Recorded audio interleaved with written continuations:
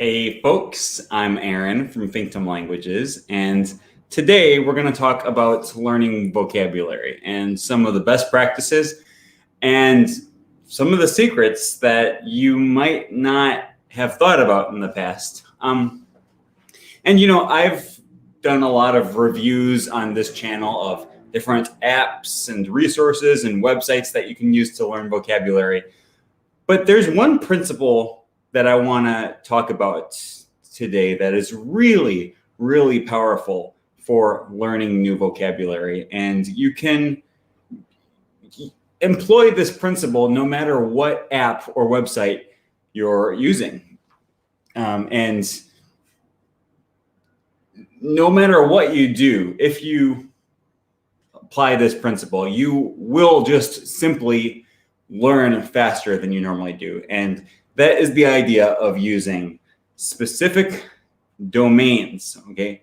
Content that is related to a specific domain that's as narrow as possible so that you can learn as much vocabulary right up front as possible. And I'm going to say right up front that this is something that I've been saying for years in different ways, but I just read an article written by Matt versus Japan, where he does a really good job of explaining this principle that I've kind of touched on over the years. So I'm going to actually go through and read this article to you guys.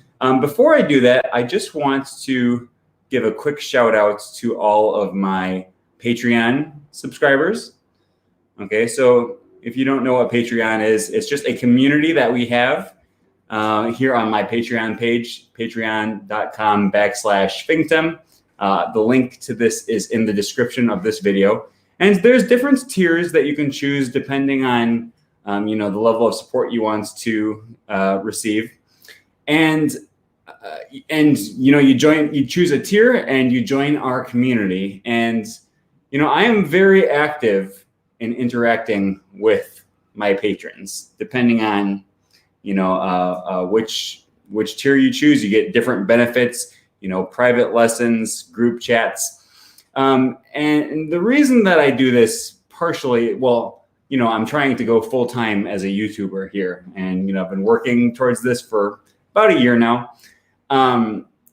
I receive a lot of YouTube comments and I receive a lot of questions, requests from people looking for advice, people looking for, private lessons sometimes. And I do my best to respond to everyone who leaves a comment on YouTube videos.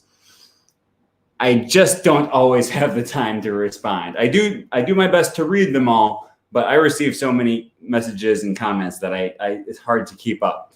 But I absolutely keep up with questions, requests, comments, messages on Patreon because, got to keep my patrons happy. So if you're interested in joining this community, we do, we have a Discord channel.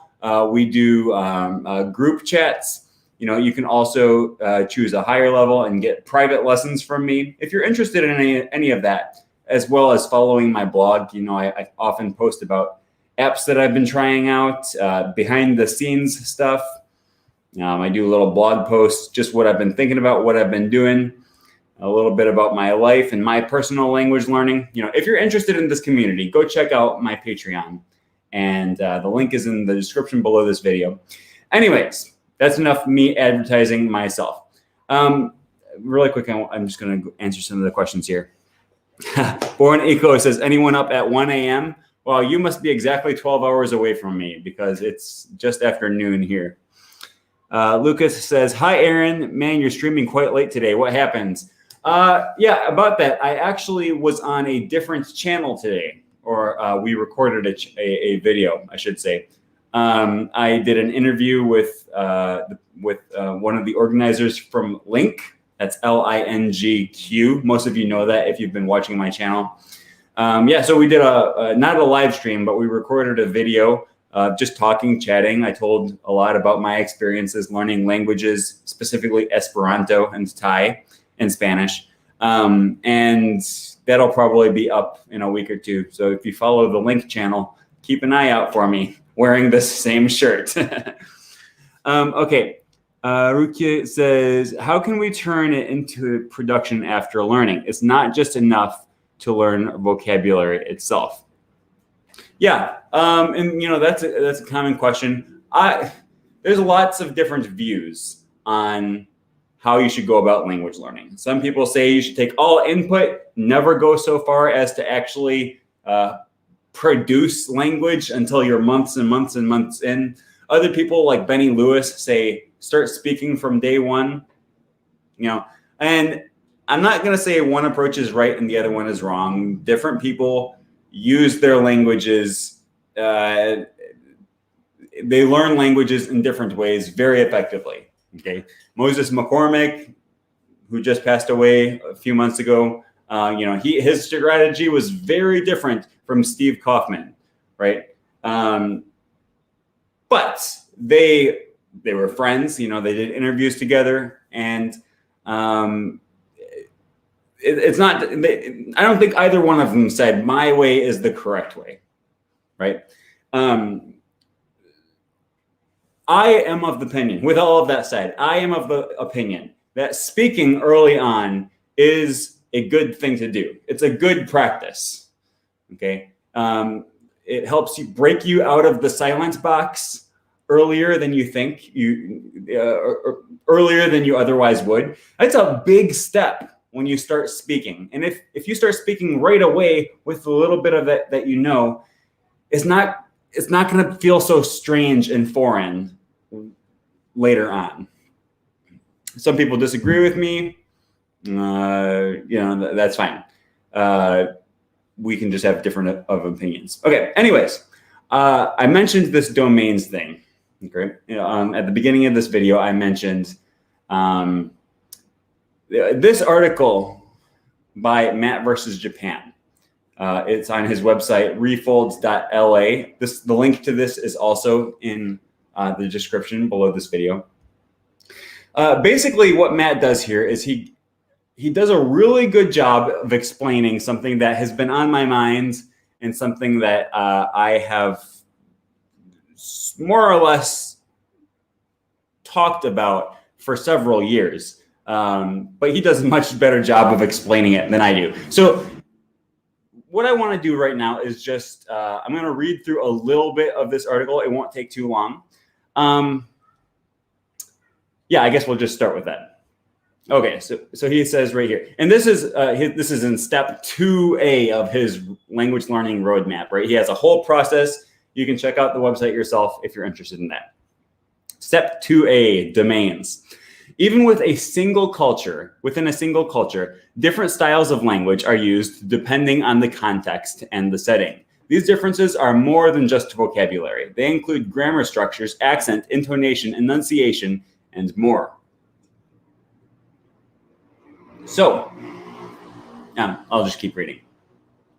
Proficiency in one domain doesn't automatically make you proficient in others. For example, understanding news broadcasts in your target language is a different skill than understanding casual conversation. You will need to deliberately target each domain you want to acquire.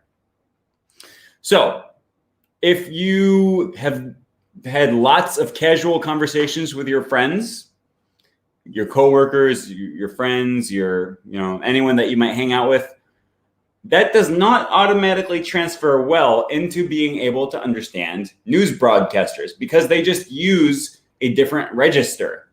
They use different vocabulary. They use different tone of voice. They will probably speak much more formally than you're used to speaking with your friends. Learning to speak in casual conversation is a different skill than broadcast, than watching news broadcasts. Now, of course, they have overlap, right? They're still going to use the most common verbs. They're going to use pronouns, prepositions, things like that they're going to use in all domains of language. But there's going to be a lot of separation, okay? Languages are large. According to the Oxford Dictionary, there are 171,476 unique words in English. That's a lot of words. Fortunately, you don't need to learn 100% of those words to understand a given piece of immersion content. The first Harry Potter book, for example, only contains 6,185 unique words, while the first 10 episodes of Pokemon only contain 1,700. The fastest way to obtain high-level comprehension in your target language is to narrow your immersion focus to a small part or a subset of the target language. Master that subset and then expand. Most domains overlap with one another. This means you won't be starting from scratch each time you tackle a new domain. If you master casual conversation, the news broadcasts become much easier because there is shared vocabulary, grammar, etc. between those two domains. All right, and the example he gives here is fantasy adventure and news broadcasts. Okay, so for example, if you read through the entire series of the Chronicles of Narnia, you've learned a lot about the language. You've learned all kinds of different creatures. You've learned about different medieval weapons, right? Swords, spears, bows, axes. You've learned about magic spells. You've learned a lot of vocabulary and a lot of little grammatical nuance, register the way characters interact with each other, the formality that they use when speaking to a king versus speaking to a peasant.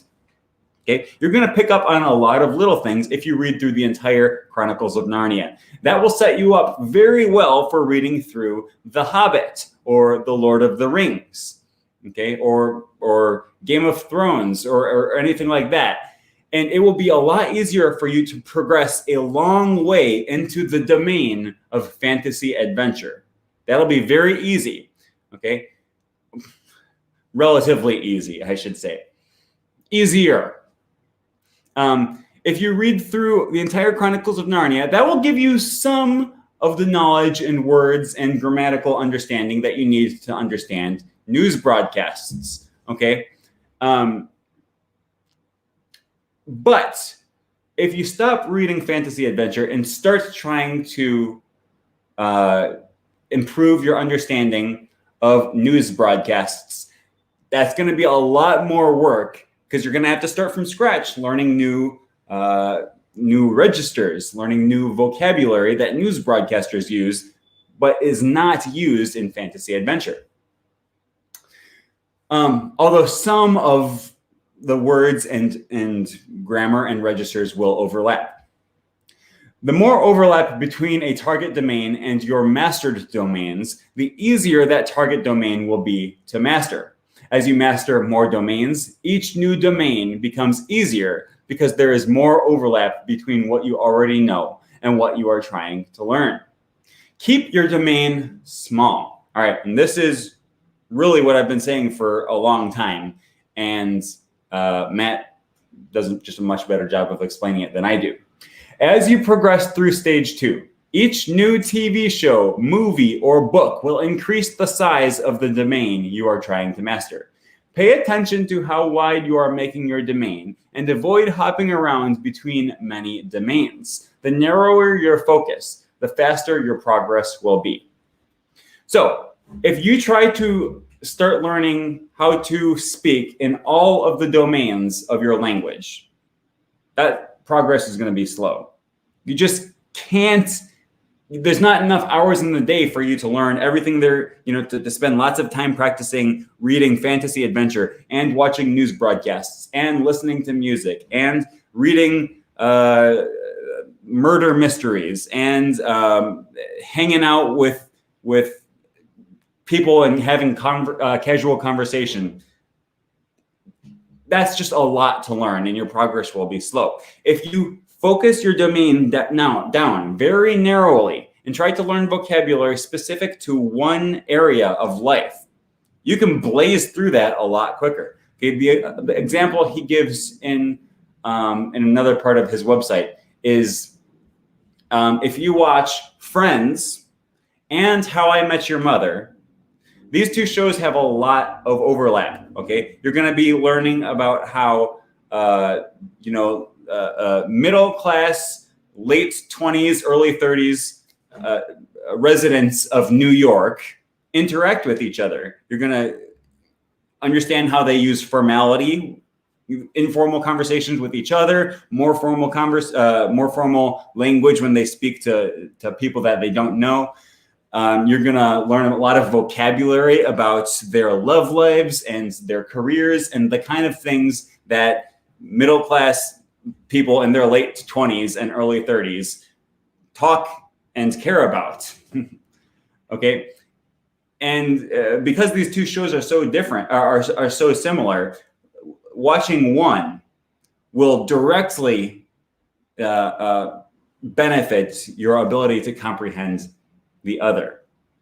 So his suggestion here is to keep your domain small. All right. You might focus on specifically on reading or watching one genre and just absorbing as much as you can in that one genre. Okay. So right now, for example, I am learning Thai and I'm sort of working through 2 TV shows on Netflix. One is the TV show of these high school students who are doing everything they can to scam the system, to cheat their way through high school, essentially. It's called Bad Genius, and it's interesting. It's almost like a con man movie because these students are so clever at coming up of ways to cheat.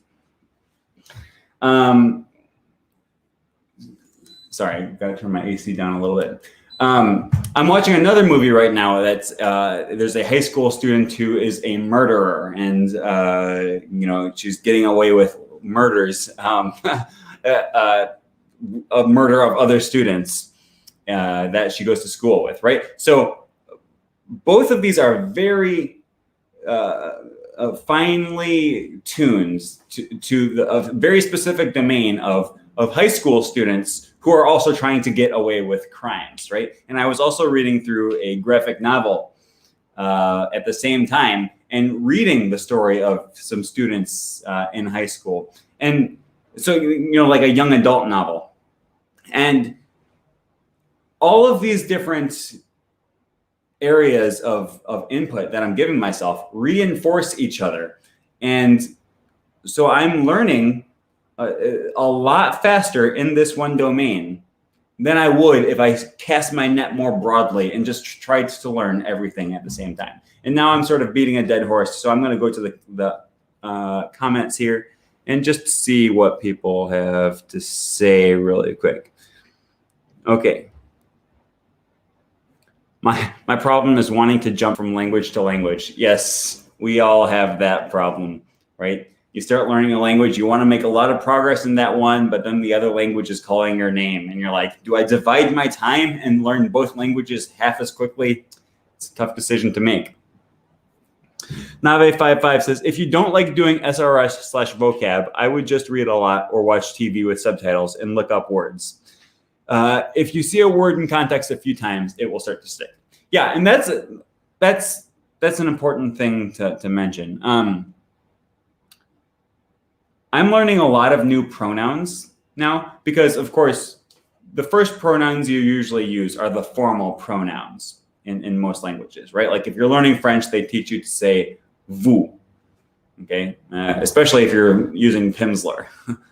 One of the first things you learn in Spanish class is ¿Cómo está usted? Very formal, right? So I learned the first formal, the formal pronouns in Thai first. I used Pimsleur right away. Most of the language learning websites that you use to learn Thai will teach you the formal pronouns pom, dishan, kun, right? These are the formal pronouns in Thai. After watching these TV shows of high school students, they don't use these pronouns with each other, right? They use pronouns like nu or rao. Or for you, instead of saying kun, they say te. All right, it's an entire different register that is in these videos, and I honestly was not super familiar with these less formal. Thai has a lot more pronouns than most other languages, and more registers, depending on if you're talking to someone outside of your if you're talking to a superior, talking to an inferior, talking to someone at your same level, right? It's not like Latin languages where they just have the formal pronoun and then the informal pronoun. And generally, Spanish maybe has 3 with usted, tú, and vos, depending on your dialect. But anyways, because I'm focusing in now on this one domain of high school students, specifically high school students trying to get away with crimes, I see how they interact with each other in one TV show, and then that instantly helps me comprehend the other show better, and as well as my reading of graphic novels. It's they call it the frequency of illusion. Hi Rasmus, thanks for joining. Good to see you too. They call it the frequency of illusion. That's backwards. They call it the illusion of frequency. And the canonical example of this is when you buy a new car that you've never heard of, and then all of a sudden you see this new car everywhere, right? It's the same thing with vocabulary words. Hey, Joel, thanks for joining from Nicaragua. It's the same thing with vocabulary words, right? You learn a new vocabulary word on your SRS system, your flashcards, whatever, textbook, dictionary. You learn a new vocabulary word, and you're like, man, that's tough. I've never seen this word before. I don't really understand it. But then all of a sudden, boom, boom, boom, boom, boom, this vocabulary word is everywhere. Well, it was there all along. You just didn't notice it. But now you're noticing it, and it's everywhere. And if you stick to vocabulary within one domain, the content within one domain, this is going to happen a lot more often, right? Because if you read Chronicles of Narnia, they're much less likely to go over some of the same vocabulary in a news broadcast.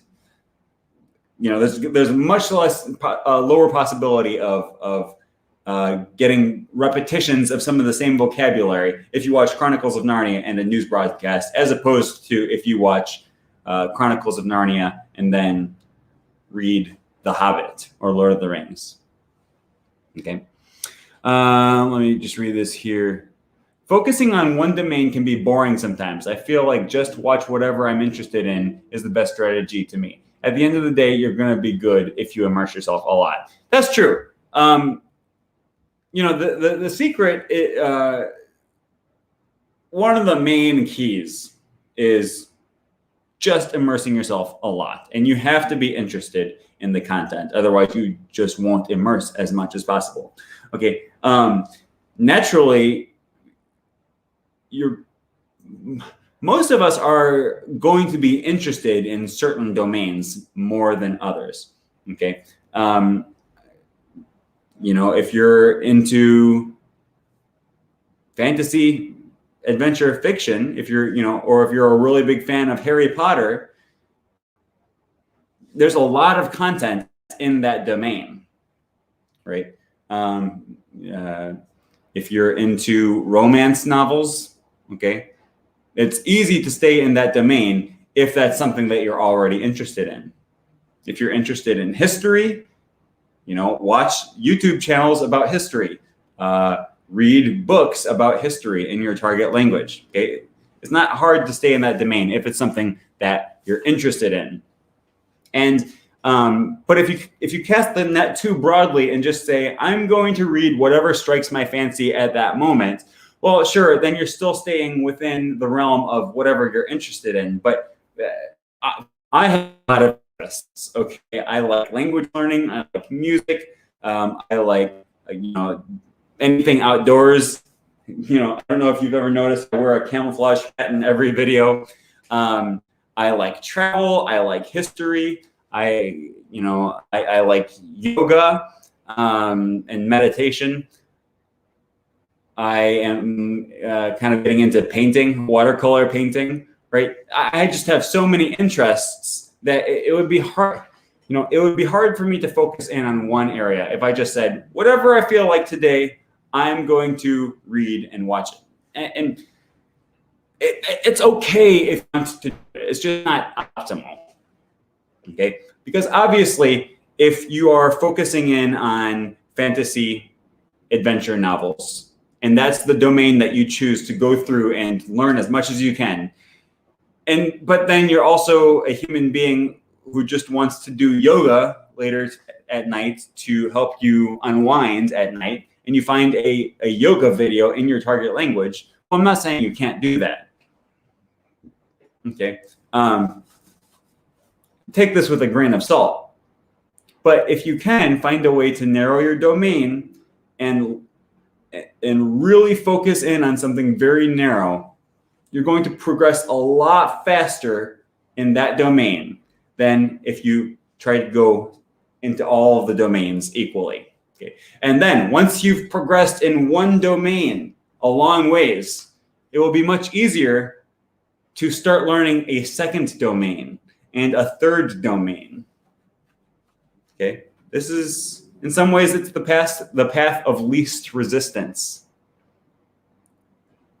Rasmus A says, do you believe that writing new words down is helpful? It has helped me a little bit. Okay. I've tried a whole bunch of different ways to learn new vocabulary in foreign languages. Okay. I've tried all the different systems: Memrise, Anki, SRS on Link, Closemaster, physical flashcards. Okay, I very briefly started using the gold method and didn't like that one at all.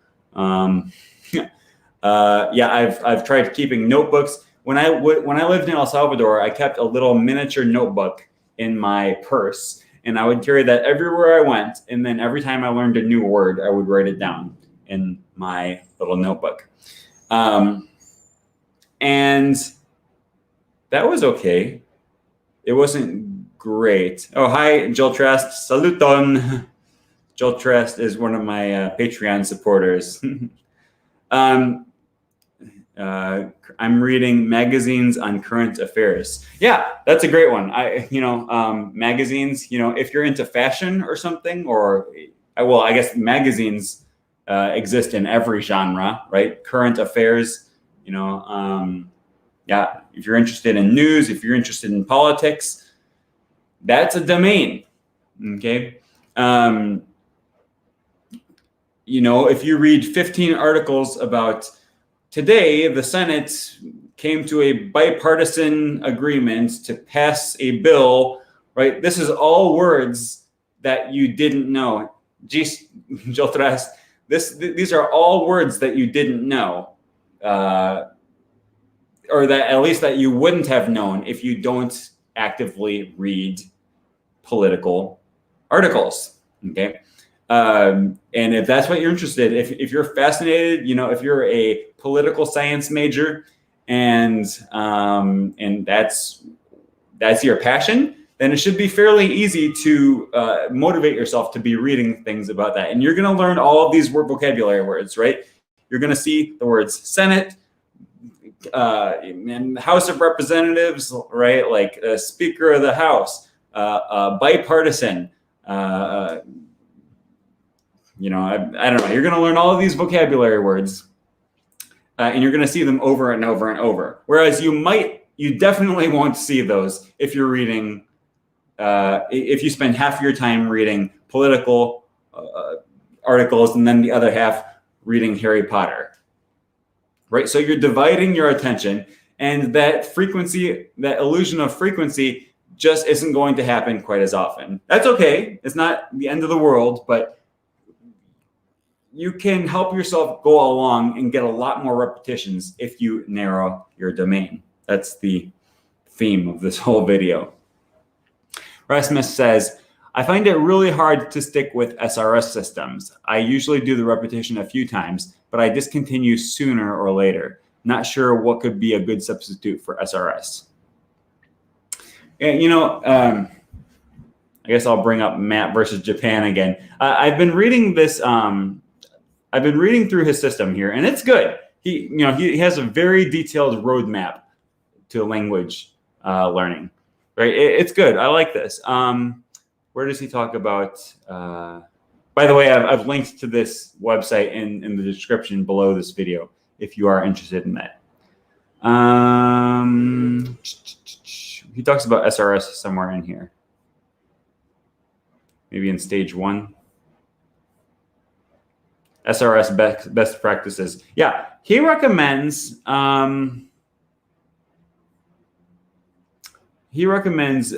mostly using SRS to get some passive vocabulary, right? Passive like recognition. Okay, and you know, I think that's an approach. You know, I am of the opinion that SRS is not. It's not the bedrock of language learning. Okay, I do think a little bit of focused vocabulary work every day is important because vocabulary words are the bricks. They're the foundation of your language learning. If you don't know enough words, you just won't be able to say enough. Okay, so they're important. You need to learn words, but how do you go about doing that? Well, I think, in my opinion, it's okay and it's good. It's preferable to take a small amount of time out of your day, out of your study hours, whatever you have allotted yourself for study time every day. Take a small portion of that, maybe 10%, and just hammer away at learning vocabulary words, okay? It can be a little bit of a grind, but okay, fine. If you dedicate 15 minutes a day to just learning vocabulary words, you can do that for 15 minutes, okay? It might not be fun all the time, but you can motivate yourself to do that. Then after your 15 minutes, then you go ahead and do the things that are more fun, right? You watch Netflix, you read novels, you know, you hit up Hello Talk and have conversations with native speakers, you know, and then you're still going to be learning vocabulary that way. It's not as focused, but you're going to be coming into contact with the most common words a lot. And especially if you narrow down your domain, you're going to be coming into a lot of contact with words that way. Not as focused. It will be more random, but that's what you're doing when you're doing comprehensible input. You're exposing yourself to words the whole time. Okay. So is there a good substitute for SRS? Not really, because there's not really anything that does what SRS does, but better. Okay. Comprehensible input, lots of exposure, lots of immersion. That'll teach you words, but it's not the same. Okay. That's not to say that SRS is better than comprehensible input. It's not, because if you use nothing but just pure comprehensible input, you can still learn the language. Okay? There's lots of people who their entire approach is never study, period. Don't study anything. Just immerse yourself in comprehensible input. Just expose yourself to the language as much as possible, and you will learn. And they do it. Okay, it's not a scam. It's not like one of these YouTube clickbait things. I learned a language without ever studying. Okay, they actually do it. People are successful in this with this method. That doesn't mean it's the only method, though. It's not the only method, not by a long shot.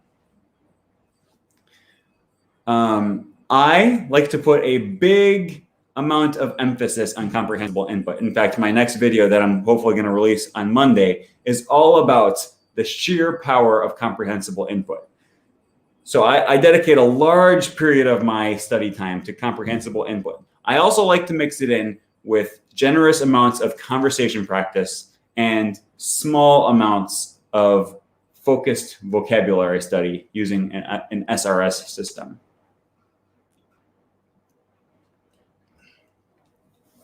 Amstabamitamambo says, Combine vocabulary learning with other learning activities. For instance, before continuing reading a novel, go through the deck you have for this novel for 5 minutes. Yeah, and that's also, you bring up a good point. You kind of glanced over a good point. The deck that you have for this novel, right? So a lot of people like to take their SRS out of the content that they're consuming. Okay, they call it sentence mining. By the way, they call it sentence mining, not word mining, for a reason, right? You go through a book and you find lots of phrases or full sentences that you want to go over, not words by themselves. Okay, phrases are always superior to words, because a word, if you just memorize a translation of a word, that's going to be so limited. Languages are not all equal. Okay, they're equal. Languages don't work the same as other languages. Okay, if you learn the word tener in Spanish, that doesn't automatically, if you learn that the word tener means to have, you won't know how to use that word in a sentence. For example, you won't understand that in Spanish they say tengo 30 años, right? They say I have 30 years rather than I am 30 years old. It's just much superior to learn a full phrase so that you can see the words in action and how they fit into the whole context of a sentence, as opposed to just learning a translation of the word that can be very misleading. Hamlet says, anyone here like Shakespeare? I thought Shakespeare was okay.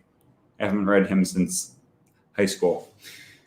Anyways, I know this is not my typical live stream time. I'm streaming a little bit later than usual, which I guess is good for some of you if you're in Europe.